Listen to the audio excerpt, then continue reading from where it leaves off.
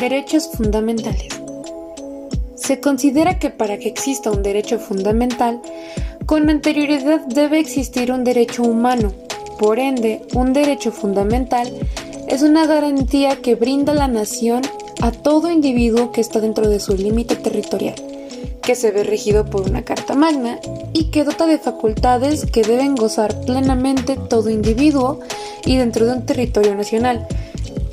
Considerando que aquí es donde se dice que se encuentra la gran diferencia entre un derecho humano y un derecho fundamental, que se ven reflejadas en un conjunto de prerrogativas.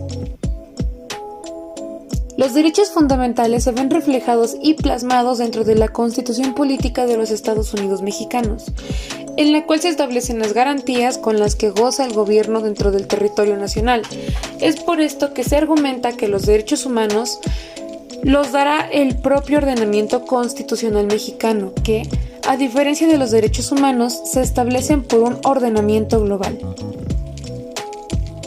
Es aquí donde Luigi Ferrajoli sostiene que los derechos fundamentales son todos aquellos derechos subjetivos que corresponden universalmente a todos los seres humanos en cuanto dotados del estatus de personas, de ciudadanos o de persona con capacidad de obrar.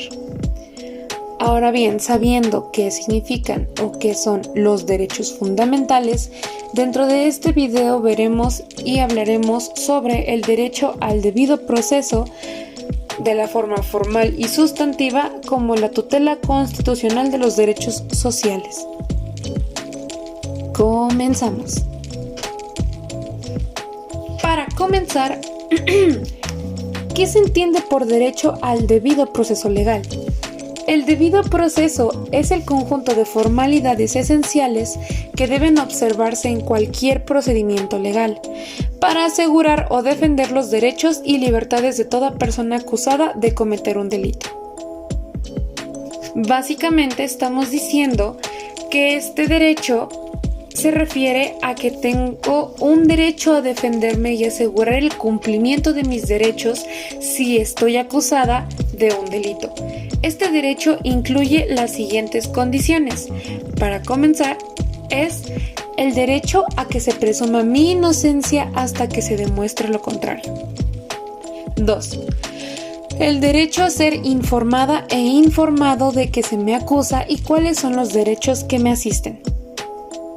3. El derecho a tener un intérprete o un traductor. Esto es demasiado importante, ya que gracias a esto es como podremos comprender con mayor eficacia de qué se nos acusa y cómo poder defendernos. 4. El derecho a declarar o guardar silencio. 5. El derecho a no declarar en mi contra. 6. El derecho a tener una abogada o un abogado, que se refiere bien a la asistencia letrada. El siguiente, el derecho a ser juzgado o juzgada lo más pronto posible. El derecho a tener el tiempo y los medios necesarios para preparar la defensa. El derecho a tener un proceso justo. El derecho a que me reciban todas las pruebas que ofrezca. El derecho a interrogar o hacer interrogar los testigos de cargo. El derecho a ser informado e informada de mis derechos, y esto bien lo podemos ver en el artículo 20 de la fracción B. El derecho a ser oída y oído por un tribunal competente, independiente e imparcial. El derecho a hallarse presente en el proceso. El derecho a no ser sometido o sometida a tortura o malos tratos inhumanos o degradantes. Y por último, el derecho a la protección y asistencia consular en caso de ser extranjera o extranjero. Ahora bien, en su vertiente sustantiva, el debido proceso es un derecho fundamental que en general se define como el conjunto de requisitos jurídicos que rigen en las instancias procesales para que las personas puedan defender de manera adecuada sus derechos ante los actos del Estado que pudieran lesionarlos.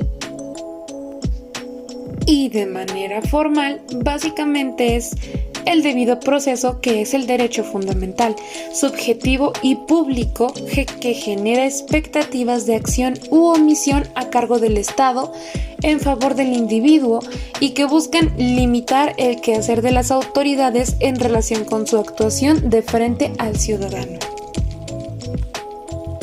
Una vez dejando en claro esto, partiremos con la tutela constitucional de los derechos sociales. Ciertamente los procesos de tutela constitucional tienen como finalidad salvaguardar la supremacía del texto constitucional de cualquier norma o acto que no permita materializar el contenido de la misma. Ahora bien, la tutela constitucional en México se ha venido perfeccionando como consecuencia del avance de la democracia, por el respeto de los derechos fundamentales y con la observancia de los lineamientos establecidos por las organizaciones internacionales. Ciertamente en México no hay un tribunal que en exclusiva tenga la protección jurisdiccional de los derechos fundamentales, sino que ese enjuiciamiento corresponde en general a todos los órganos jurisdiccionales, sean órganos de jurisdicción ordinaria o de jurisdicción constitucional.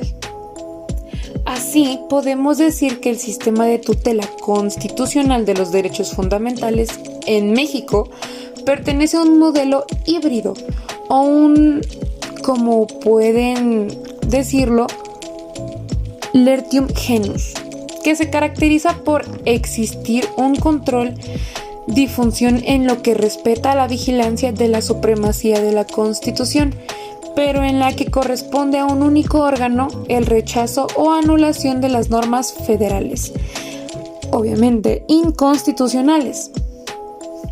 Al efecto, en México, la protección constitucional puede realizarse mediante un control concentrado y abstracto o mediante un control difuso que se ejerce en el momento de que cualquier juez ordinario, al enjuiciar un caso concreto, indique una ley ordinaria al considerarla contraria a la Constitución.